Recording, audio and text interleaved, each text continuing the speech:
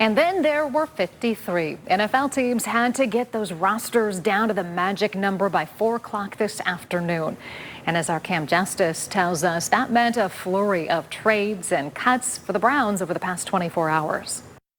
Well, apparently I can't just talk about Travis Kelce and Taylor Swift getting engaged. So let's talk about the Browns at roster cut deadline day. It's here. The Browns had to reduce their roster down to 53 players by 4 p.m., but those moves already started earlier in the week. On Sunday, the Browns waived 17 players and terminated the contract of 4, including quarterback Tyler Snoop Huntley and cornerback Tony Brown. On Monday, the Browns reduced their quarterback room from 4 to 3, trading Kenny Pickett to the Las Vegas Raiders in exchange for a 2026 fifth-round pick.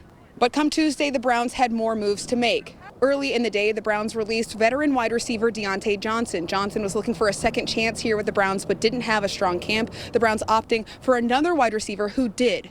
One of the more surprise moves, kicker Dustin Hopkins had his contract terminated. Hopkins was a record-breaking kicker for the Browns, but after a hamstring injury, didn't quite look the same, having struggles all last season. The Browns opting to name kicker Andre Schmidt to the 53-man roster instead. Now, while the day was full of bad news for many players, it was also full of good news for some camp hopefuls, including wide receiver Gage Larvadan. Larvadan had a strong camp, always open, always scoring. Rookie running back Dylan Sampson calling him the camp MVP after Saturday's final preseason game against the Rams.